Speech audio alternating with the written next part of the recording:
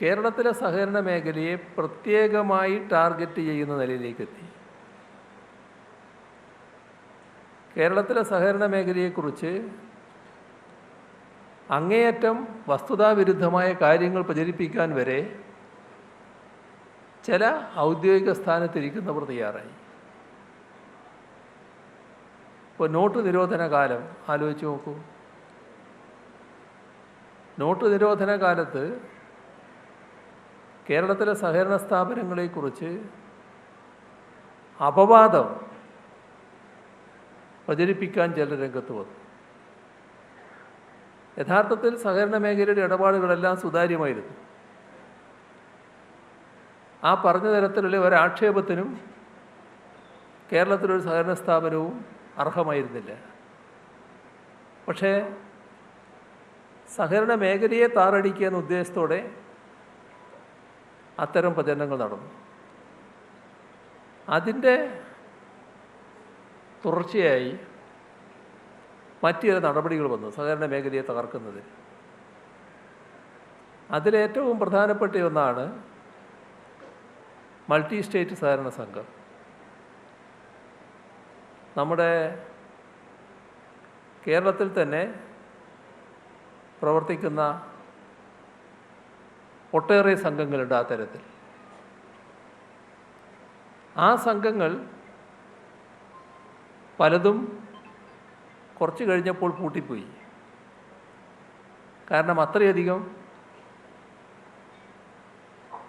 നിയമവിരുദ്ധമായ കാര്യങ്ങളായിരുന്നു അവിടെ നടന്നത്. തട്ടിപ്പിന് വേണ്ടി രൂപം കൊടുത്ത സ്ഥാപനങ്ങൾ വരെയുണ്ടായി. സഹകരണത്തിൻ്റെ പേരിൽ സഹകരണ സ്ഥാപനം എങ്ങനെ വിശ്വസ്തമല്ലാത്ത രീതിയിൽ പ്രവർത്തിക്കുമെന്നതിന് തെളിവായിട്ടാണത് വന്നത്. ഇപ്പോൾ കേരളത്തിലെ സഹകരണ മേഖല എടുത്താൽ ഏറ്റവും കൂടുതൽ നിക്ഷേപം ആകർഷിക്കാൻ കഴിഞ്ഞിട്ടൊരു മേഖലയാണിത്. പറന്ന് പന്തലിച്ച് നിൽക്കുകയാണ്.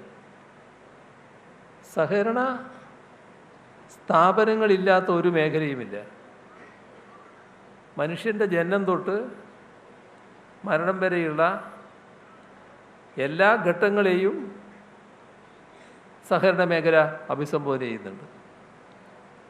വിവിധ സ്ഥാപനങ്ങൾ, അതിൽ ഏറ്റവും കരുത്തോടെ തലയുയർത്തി നിൽക്കുന്നത് ക്രെഡിറ്റ് സംഘങ്ങളാണ്. ആ ക്രെഡിറ്റ് സംഘങ്ങളിലെ മാതൃകാപരമായൊരു ഇടപെടൽ കേരളത്തിൽ നടത്താൻ കഴിഞ്ഞതിൻ്റെ ഭാഗമായിട്ടാണ് കേരള ബാങ്ക് രൂപീകൃതമായത്. ഇത് കേരളത്തിലെ ഏറ്റവും പ്രധാനപ്പെട്ട ഒരു സാമ്പത്തിക സ്ഥാപനമായി മാറിയിരിക്കുകയാണ്. നമ്മുടെ എല്ലാ സഹകരണ സ്ഥാപനങ്ങളും കേരള ബാങ്കിൻ്റെ ഭാഗമായാണ് പ്രവർത്തിച്ചുകൊണ്ടിരിക്കുന്നത്. അതിന് കൂടുതൽ ശക്തിപ്പെടേണ്ടതായിട്ടാണ് ഇരിക്കുന്നത്. ഈയൊരു ഘട്ടത്തിൽ വലിയ സാമ്പത്തിക സ്ഥാപനം എന്ന നിലയിലേക്ക് മാറുമ്പോൾ അപൂർവം ചിലയിടങ്ങളിൽ തെറ്റായ ചില പ്രവണതകൾ പ്രകടമായി. ആ പ്രവണതകൾ സ്ഥാപനത്തെ ദുഷ്പേരിനിടയാക്കി. ഇത് വിരലിലെണ്ണാവുന്ന ഏതാനും സ്ഥാപനങ്ങൾക്ക് മാത്രം സംഭവിച്ചതാണ്.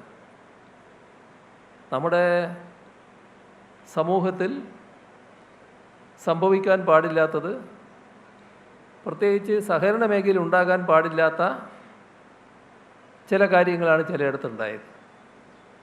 അപ്പോൾ ആ കാര്യത്തിൽ കർക്കശമായ നിലപാട് സ്വീകരിച്ചുകൊണ്ടാണ് സഹകരണ വകുപ്പും സർക്കാരും മുന്നോട്ട് പോകുന്നത്.